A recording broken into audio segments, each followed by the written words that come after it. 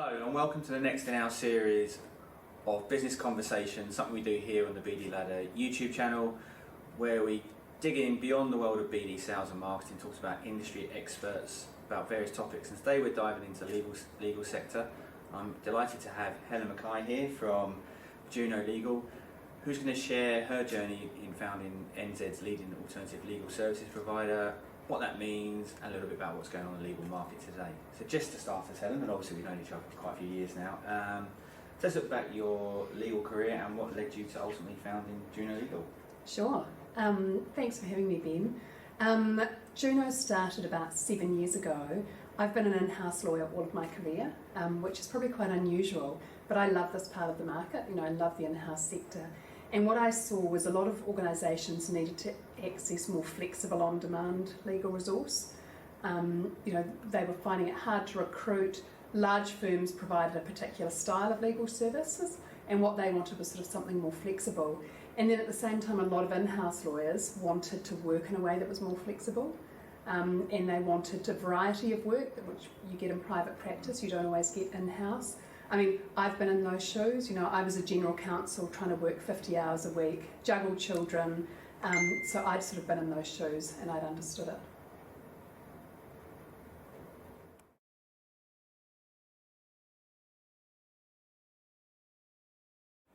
So Helen, with all this experience, both founding a firm, within in-house and leading teams, how do you bring that experience to life when you're working with other organisations and helping in-house teams to shape and drive their legal teams forward? Yeah, it's a good question. I think for me it's been about the professionalising of the in-house legal function. Yep. So I think what we've seen probably over the last 20 or 30 years is a massive rise both in the number of in-house lawyers but also the approach to it as a discipline and as a standalone discipline from private practice. So now 30% of New Zealand lawyers practice in-house. It's a huge cohort. Yep. And we're seeing a lot more focus in this area. I think for me it's about understanding, law firms are created around lawyers. They serve lawyers, they only provide legal services. Yep. Organisations have their key purpose they're trying to fulfil, and lawyers are a part of that picture, but they're not the main driver. And so I think the difference is in-house lawyers are often service providers. They're also the takers of services. Most of them would still brief out work. Yep. And they're also trying to create a real centre of excellence. So within their organisation, they hold the legal knowledge, and the key for them is how do they disseminate that in the organisation and help upskill everyone. There's no incentive for them to hold all the legal work and to do all the legal work and to do everything from low value to high value. If anything, they're trying to sort of be more efficient and use that resource really wisely and make sure that they're focused on the high value, high risk work. So it's probably quite a different focus. Absolutely. Does that mean they have to be the enablers of their business's outcomes or organisation success rather than just providers of legal advice? Yeah, exactly. I think most in-house lawyers you speak to would say they're legal technicians and legal practitioners, but there's a lot of uncommon sense, as we call it. There's a lot of judgment that comes into it. There's often a lot of commercial consideration, financial acumen. In the public sector, there's all the social outcomes they have to consider. So it's a really broad-based role. I think it attracts people who like thinking about things from quite a broad basis and aren't scared to get their hands in.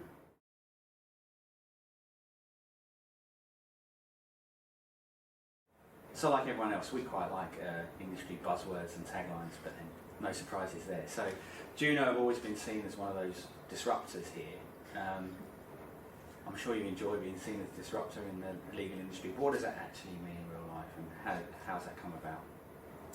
Yeah, it's obviously we're really flattered, and it's something that we've embraced. I think in the legal profession, because it's such a wonderfully traditional profession, being a disruptor is actually a relatively low bar. And so I think for us it's just how do you actually apply a lot of the tools and techniques that have been used in other professions, other disciplines, and in sort of organisational culture, how do you bring those lenses to the legal profession? So for us, it might mean that at our all hands, we have a real focus on people experience, client experience, what are some new products and services that we might be offering, what do our clients want from us, actually understanding that rather than delivering services that they may or may not want, how do we really dig in and try and find out what do they want? Obviously, some baseline stuff like good use of technology. Yeah. We've been paperless since we were formed, only use cloud-based solutions. But again, really thinking about, how do we build our infrastructure around that? One thing that's really key for us at the moment, how do we keep our people connected? We've got a team of nearly 40 people. Yes. And they're embedded in all sorts of organisations, but we really want to build, our Juno community, our internal team, and so really using technology wisely to do that. Which is fascinating, because I think that goes beyond the legal industry, beyond anyone. It's a business issue right now, globally. We've become more disconnected because of COVID and all that good stuff. And yes, that's allowed us to work in different ways, which is fantastic, but running those teams and that, so how does the technology enable you to kind of build that community? I think for me it's constantly looking for opportunities to connect. So for example, we use Office 365, so we use Teams extensively. Yeah. And we use it, so once a month we connect over a video call, and it's an all hands, everyone around the country, and we either use it as a CPD opportunity or an opportunity to break into breakout rooms and just discuss whatever might be the hot topic of the day. We use Teams as they're unhelpfully called, and have a legal ops channel, have a wellbeing channel. We have a knowledge channel where people are testing their ideas around what might other people have seen, obviously always respecting client confidentiality, but how do we actually use that whole body of Juno to actually help each of our clients individually? So how might we test ideas and ask, what have other people seen? So we find technology is incredible at enabling that and enabling the connection that when you're not face to face and you're not at the water cooler, and then I think getting into the fun stuff that sometimes lawyers forget about. We've got a wellbeing channel and there's lots of dog photos in there and recipes and and I think when people, particularly if they're working fully remotely, not from an office but from their home office, actually feeling connected and feeling like they've got colleagues is incredibly important. Awesome, thank you for sharing that. I'm sure that's going to help a lot of people.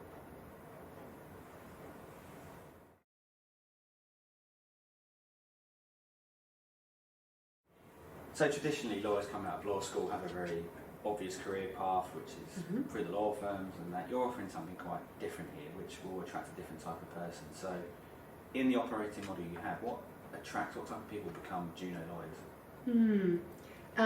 I think I should caveat by saying we don't take graduates.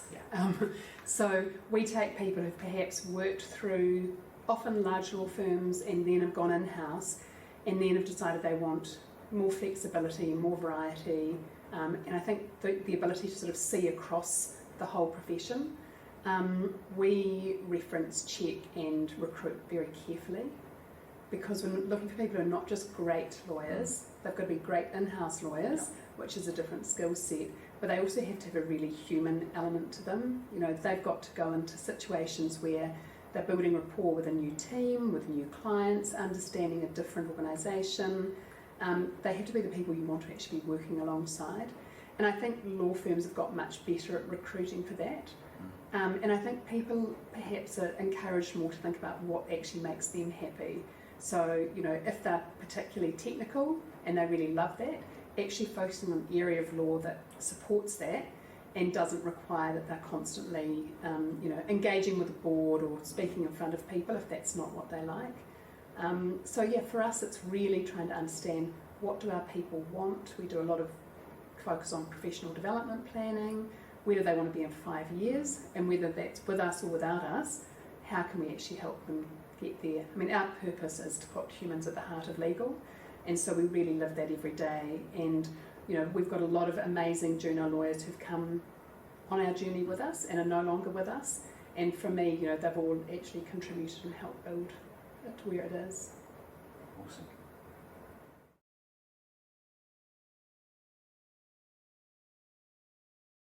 Awesome, so now I'd like to go on to kind of a really easy question. So, speaking more broadly and looking at the future, what are the main factors that are going to affect the legal sector in the next 3 years or so? Nice and easy. Very easy. I don't think it'd be any surprise to say to people, obviously technology, you know, is a massive enabler, impact, potentially risk, but also opportunity. It would be probably fair to say that legal has possibly been one of the more resistant professions. You know, if you look at accounting, for example, and the impact that SaaS, you know, solutions have had in that sector. I think legal is making a lot of change though. You know, we, particularly in the in-house scene, we see a lot of teams really leaning into technology, looking for solutions. I think for a lot of them it's identifying the problem first before they just look to buy tech to solve it. But I think the converse of the technology impact is actually going to be the people impact. So, you know, how do we train new lawyers? How do we bring people into our profession? If AI is going to take out some of the low-level repeatable tasks, how do you now train someone to be a lawyer when you're not going to have those tasks that perhaps we all trained on? So there's going to be a real people emphasis, and I think a recrafting of both the legal degree and also how do you bring people into the profession. Yeah, it's a really interesting one, isn't it? How do you learn when the machine's doing the learning that you used to do the learning on? Yeah, exactly. And I think lawyers are going to have more of a heightened role. They'll do the pieces that machine learning isn't yet actually able to do, but that's fine for senior lawyers to have that view. The issue will be how do we get our new and emerging lawyers onto that pathway when essentially the pathway is going to have changed.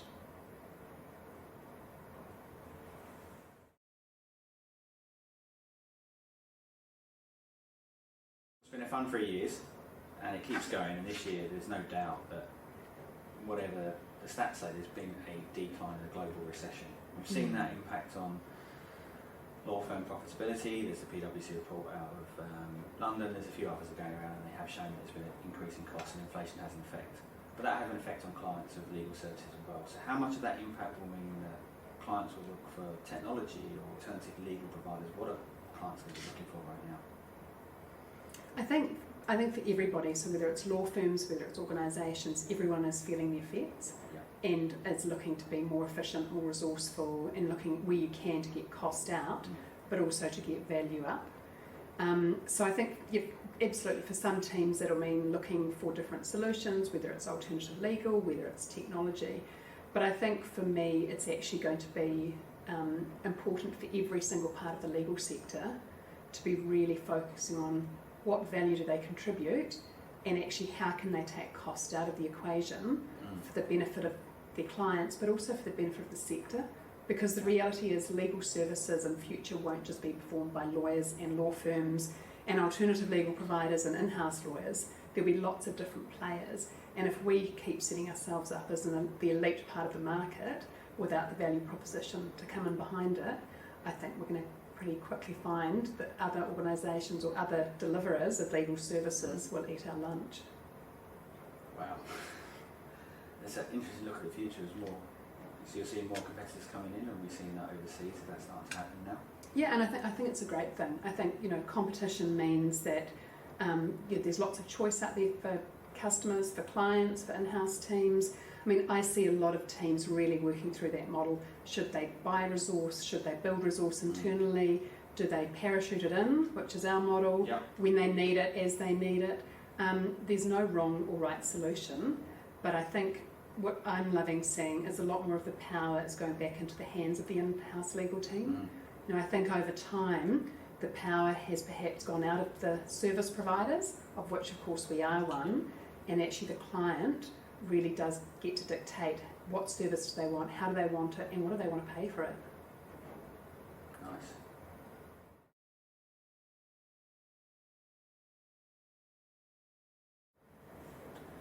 So now I'm really interested in any sort of big challenges or hurdles you've had in your career and how you've overcome them and how that's helped you kind of shape the future. I think for me it was probably figuring out what I wanted to do and what, you know, I was best served to do. So starting Juno was interesting because, you know, obviously I've never run a business, and I've never started a legal services provider, but I had, you know, good experience coming up through corporates. For me, it's probably, you know, a lot of the challenges that I work on are challenges around myself. So, you know, I have a good coach, I've got a great mentor, I've got an entrepreneurs organisation forum that I get to share with. I do lots of learning and development. And I think most of us, when we get to a certain age, realise it's all about leading ourselves and more about learning about ourselves. How do we show up? How's that helpful and how is it not helpful? So that's probably been, I guess, it's always an ongoing challenge and opportunity. I think in the legal space, I thought it would be more challenging to establish a provider that had credibility, but I've been really heartened. In-house teams have welcomed us. Yeah. Private practice have welcomed us. They've been really supportive and collaborative, and I think for me that's a real sign that that's the way the profession is heading. Rather than everyone being super competitive and having silos, actually understanding we're all in this whole legal ecosystem together. How can we actually, build on that? You've got a couple of things there. You've got collaboration, but when you started that answer, it's really interesting about stepping out of business and taking time for yourself so you can do the wider thing. Do you take that to your clients as well? Because they must be quite highly stressed in the environments they're in. Do you kind of share those experiences with them? Oh, absolutely. I just spoke at a legal team day earlier this morning about that. I think lawyers are a particular, often, generalising, but they're a particular type of individual. I think certain people are attracted to law, and then the training of law reinforces those characteristics. And then I think sometimes when you're an in-house lawyer, you're also a colleague and a collaborator, and perhaps some of the characteristics around really reaching for perfection and perhaps not being quite as resilient, finding it very hard to fail and to accept failure and accept feedback can make it challenging for lawyers to work alongside others. I talk about that a lot with the teams that we work with. It all comes back to self-awareness. I have all of those wonderful traits, and just being aware of how they impact me and how they impact people around me, and I think just being really open and honest about it is helpful.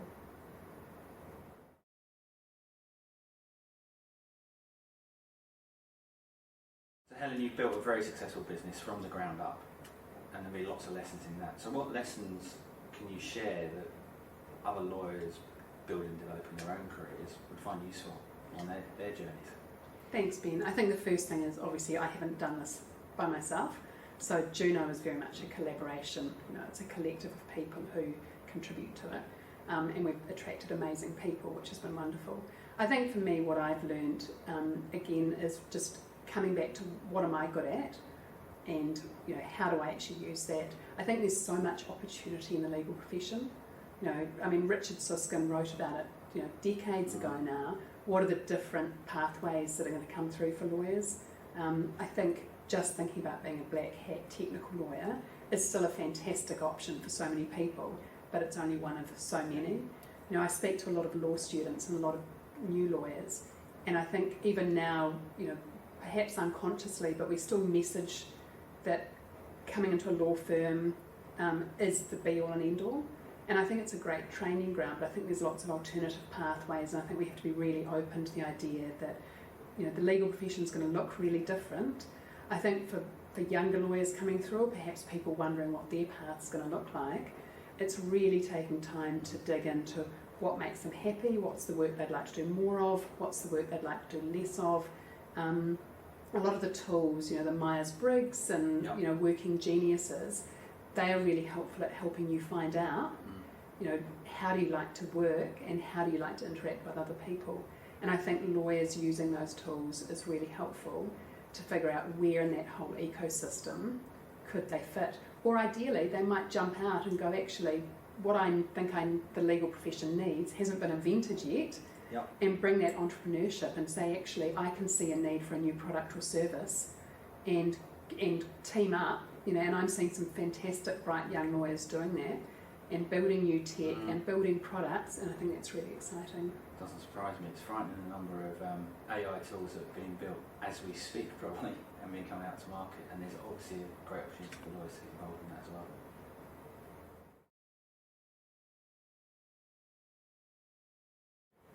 So finally, for a bit of fun, and I find this fun at least anyway,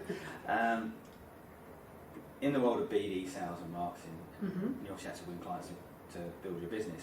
What's your one tip that you would give those watching here today in how to win new work? One tip, I think being brave has actually served us really well. So, you know, having from started just over 6 years ago, all I did is started reaching out to, you know, the main people in my industry. So 50 general counsel and chief legal advisors very early on, and I said to them, if we were going to build a new type of firm, what are some of the services that you might want us to deliver? And as you can probably imagine, those 50 people became our early champions, and they adopted us, and I guess have really been, you know, with us along that whole journey. So, you know, actually just putting on your boots and getting out there and figuring out who are the decision makers and what interests them, what's keeping them awake at night. Yeah. You know, often it's actually just listening to them. You know, general counsel and chief legal advisors have got these huge roles, massive roles, big portfolios. You know, they're stretched in so many directions. Actually having someone who's interested in that, genuinely interested in it, and you can't fake that, no. and really wanting to understand what other problems they're trying to solve, and either showing them a pathway of how they can help or how someone else might be able to help. You know, one of our values at Juno is being open and generous, so we're really always keen to sort of connect some of our clients together if they're sharing similar challenges and they can actually solve them together. You know, it's one of the reasons we make a lot of resources free on our website. And I guess my secondary tip, you know, I mean, I obviously, you know, came new to this. I hadn't done BD before, is actually getting some really great help, which obviously you've given us, has been really great and really set us on the path. That's awesome. There's one thing that I want to dig in there, because you've reached out to 50 very senior people. And one of the things that we find a lot of people ask us is, you know, it's a fear going out to those people. And obviously tactics overcome fear, know what you're saying, all that kind of stuff. But actually in your experience, how many of those 50 people, when you actually got the courage to approach them, how many of them were, how did it go? Was there anything to be fearful of after you've made that approach? No, and look, I did have an advantage. I'd known a lot of them through Sure. leading the professional association, so I do have to own that. But for the ones I've reached out to for the first time, it was actually doing some homework, understanding the organisation, understanding their career journey, and also finding a way of connecting. So it might not just be, it could be just connecting on LinkedIn, or it could go as far as actually saying, I love what your company's doing, I'm really excited by it, I notice you don't have an in-house legal function, would you like to have a chat about that? You know, there was only one company on the NZX top 50 that didn't have an in-house legal team, and I just kept harassing the CEO, and he was saying, who is this woman? And I'm saying, but there's a gap.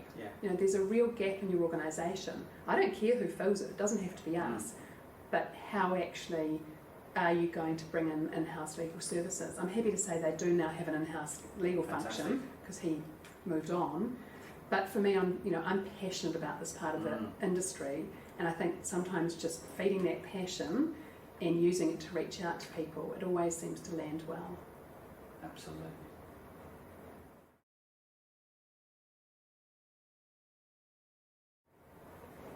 So, thank you, Helen. Thank you for sharing all those insights with us. I am sure that all our audience will absolutely enjoy it and take great heart from all your words of wisdom. Thank you, everyone, for watching today's business conversation. You'll find other great chats on our YouTube channel. Remember to like and subscribe to the stuff we've got here, and we'll be bringing more business conversations to you in the coming weeks and months. So, goodbye for now.